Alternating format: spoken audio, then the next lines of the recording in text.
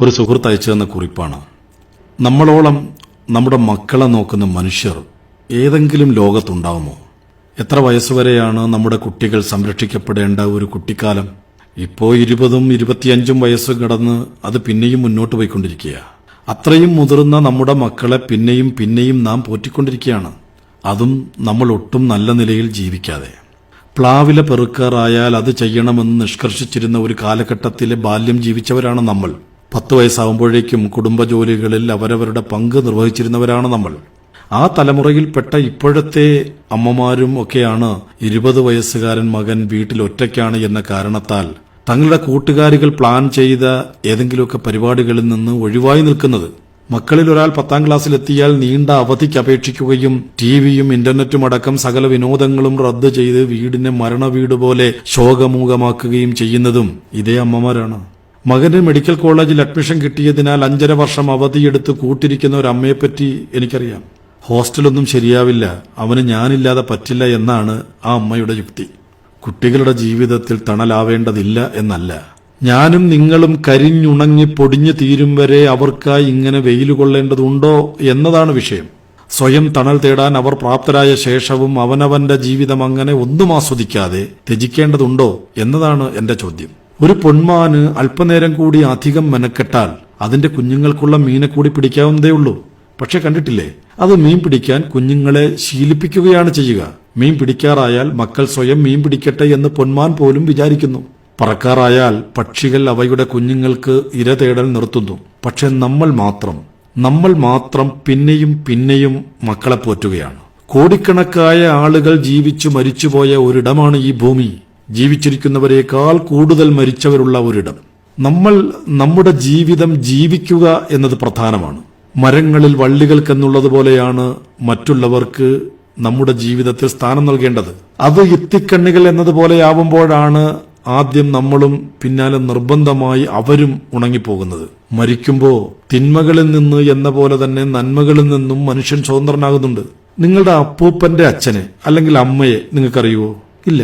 2 തലമുറകൾക്കപ്പുറം നമ്മളും അതുപോലെയാവും. പേരക്കിടാങ്ങൾ പോലും ഓർക്കാത്തവരായി. ഇനി അഥവാ ഓർത്തിരുന്നാൽ തന്നെ നമുക്ക് അതുകൊണ്ട് എന്ത് ലാഭമാവുള്ളത്? അതുകൊണ്ട് അവനവന്റെ ജീവിതത്തെ പൂർണ്ണമായും ഉരുക്കിയൊഴിച്ച് അപരന്റെ ജീവിതത്തിൽ വെളിച്ചം പകരാതിരിക്കുക. അവനവനെ കൂടി ഇടയ്ക്കൊക്കെ പരിഗണിക്കണം.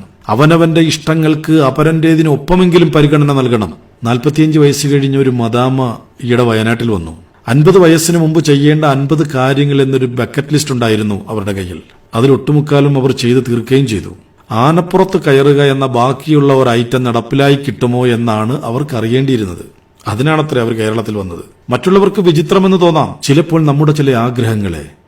അത് പക്ഷെ നമ്മുടെ കുഴപ്പമല്ല, നമ്മളല്ല അവർ എന്നതുകൊണ്ടുണ്ടാകുന്ന ചെറിയ ഒരു കൺഫ്യൂഷനാണത്. നാം കാര്യമാക്കേണ്ടതില്ലാത്ത ഒന്ന്. നിത്യവും ധാരാളം രോഗികൾ പ്രായമെത്തി മരിക്കുന്ന ജെറിയാട്രിക് വാർഡിൽ ദീർഘകാലം ജോലി ചെയ്ത ഒരു നഴ്സിന്റെ അഭിമുഖം ഓർമ്മയിൽ വരുന്നു. ഭൂരിപക്ഷം ആളുകളും മരണത്തോടടുക്കുമ്പോൾ പറഞ്ഞിരുന്നത് എന്തായിരുന്നു എന്നതായിരുന്നു അവരോടുള്ള ഒരു ചോദ്യം. കുറെ കൂടി നന്നായി ജീവിക്കാമായിരുന്നു എന്നതാണ് അതിനവർ പറഞ്ഞ ഉത്തരം. പിന്മടക്കം സാധ്യമല്ലാത്ത ഒരു പോയിന്റിൽ എത്ര വേദനാജനകമാണ് ആ വിചാരം എന്നാലോചിച്ച് നോക്ക്. ധാരാളം ആഗ്രഹങ്ങളുമായി മരണത്തിലേക്ക് പോകുന്നവർ പരാജയപ്പെട്ട ജീവിതങ്ങൾ നയിച്ചവരാണ്. ഒരു ജീവിതം കൊണ്ടും തീരാതെ അനന്തമായി നീളുന്ന ആക്രാന്തപ്പെട്ട ആശാപാശത്തെക്കുറിച്ചല്ല ഞാൻ പറയുന്നത്. നിസ്സാരമെങ്കിലും പലവിധ കാരണങ്ങളാൽ നടക്കാതെ പോകുന്ന ഒരു മനുഷ്യന്റെ കുഞ്ഞു കുഞ്ഞു ആശകളെക്കുറിച്ചാണ്. മറ്റുള്ളവരുടെ കാര്യങ്ങൾ ഒന്നും തന്നെ ഗൗനിക്കാതെ തന്നിഷ്ടം കാട്ടി നടക്കണമെന്നുമല്ല, മറ്റുള്ളവർക്ക് വേണ്ടി എന്ന് നാം ത്യജിച്ചു കളയുന്ന നിർദോഷങ്ങളായ നമ്മുടെ ചില സന്തോഷങ്ങളെക്കുറിച്ചാണ് ഞാൻ പറയാൻ ശ്രമിക്കുന്നത്. നാളേക്ക് എന്ന് നാം മാറ്റിവെക്കുകയും ജീവിതത്തിൽ ഒരിക്കലും നടക്കാതെ പോവുകയും ചെയ്യുന്ന പല പല സംഗതികളെക്കുറിച്ച്. അത് പലർക്കും പലതാവാം. വിജനമായ ഒരു മലമുകളിലേക്ക് ഒറ്റയ്ക്ക് കയറി പോകുന്നതോ, പ്രിയപ്പെട്ട ഒരാളോടൊപ്പം രാത്രി മഴ നനയുന്നതോ ആകാം. ഒരു കാനന സഫാരിയോ ഷോപ്പിങ്ങോ ആവാം. ഉറക്കെ പാടുക, മതിവരുവോളം നൃത്തം ചെയ്യുക, കൂട്ടുകാർക്കൊപ്പം പഴയ ഓർമ്മകൾ നുണഞ്ഞിരിക്കുക, നല്ല വസ്ത്രങ്ങൾ ധരിക്കുക, നല്ല ഹോട്ടലുകളിൽ ചെന്ന് ആഹാരം കഴിക്കുക, ഇഷ്ടപ്പെട്ട മൂവി കാണുക, പുഴയോരത്തെ ഒരു പുൽമൈതാനത്തിൽ ആകാശം കണ്ടും മലർന്നു കിടക്കുക തുടങ്ങി അന്യന് ദ്രോഹം ചെയ്യാത്ത എന്ത് തരം ആഗ്രഹങ്ങളുമാവാം എന്ന് സാരം. നിങ്ങൾ അതിയായി ഒരു കാര്യം ആഗ്രഹിക്കുകയാണെങ്കിൽ പൗലോ കൊയ്ലോ പറഞ്ഞ പോലെ ലോകം മുഴുവൻ അതിനായി ഗൂഢാലോചന ചെയ്തേക്കില്ലെങ്കിലും ആരെങ്കിലുമൊക്കെ അതിനായി നിങ്ങളോടൊപ്പം ഉണ്ടാവും എന്നത് ഉറപ്പാണ്. പ്രിയമുള്ളവരെ, നാം 50 കഴിഞ്ഞവരാണ്. മക്കൾക്ക് ഇനിയും സമയമുണ്ടെന്നും ധാരാളം ബസ്സുകൾ വരാനുമുണ്ടെന്നും നമ്മൾ അറിയണം. 50 കഴിഞ്ഞവർ നിശ്ചയമായി ഓടിയേ പറ്റൂ. സ്റ്റാൻഡ് വിട്ടു പോയിക്കൊണ്ടിരിക്കുന്നത് അവർക്കുള്ള അവസാന ബസ്സുകളാണ്. അമാന്തിച്ചു നിന്നാൽ മനസമാധാനമില്ലാതെ മരിക്കാം. ഈ മനോഹര തീരത്ത് ഒരാവശ്യവുമില്ലാതെ പാഴാക്കി കളയാൻ ഒരു ജന്മം കൂടി തരുമോ എന്ന് ശോകഗാനം മൂളാം. പലവിധ ഉത്തരവാദിത്തങ്ങളുടെ സമ്മർദ്ദങ്ങൾ എന്റെ പ്രിയപ്പെട്ട പരിപാടികളെ തടസ്സപ്പെടുത്തുമ്പോൾ അതിനെ അതിജീവിക്കാനായി ഞാൻ പ്രയോഗിക്കുന്നൊരു തന്ത്രമുണ്ട്. പരോപകാരാർത്ഥം അതുകൂടി പങ്കുവെച്ചുകൊണ്ട് ഈ ഓഡിയോ അവസാനിപ്പിക്കാമെന്ന് കരുതുന്നു.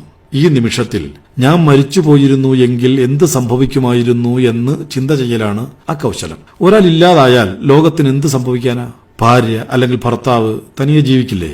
മക്കൾ പഠിക്കുകയോ ഉദ്യോഗം നേടുകയോ കല്യാണം കഴിക്കുകയോ കഴിക്കാതിരിക്കുകയോ ചെയ്യില്ലേ?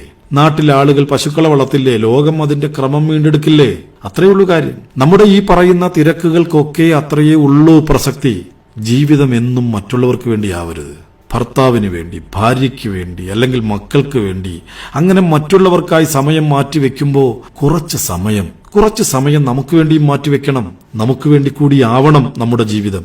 നാളെ മരിച്ചു പോകുമ്പോൾ ഈ ലോകത്തെ അനുവദിക്കപ്പെട്ട പല കാഴ്ചകളും കാണാതെ, അനുവദിക്കപ്പെട്ട പലതും ആസ്വദിക്കാതെ ജീവിച്ചതിന് ആരെയാ കുറ്റപ്പെടുത്തേണ്ടത്? നമ്മളെ അല്ലാതെ. ജീവിക്കുക എന്നത് ജീവനുള്ളപ്പോൾ മാത്രം സാധ്യമാകുന്ന ഒന്നാണ് എന്ന് ഓർമ്മപ്പെടുത്തുന്നു. അതായത് 50 കഴിഞ്ഞാലെങ്കിലും നമുക്ക് വേണ്ടി, നമ്മുടെ ഇഷ്ടങ്ങൾക്ക് വേണ്ടി ജീവിതം മാറ്റിവെക്കുവാൻ പരിശീലിക്കുക. ആയതിനു വേണ്ടി ശ്രമിക്കുക. നന്ദി, നമസ്കാരം.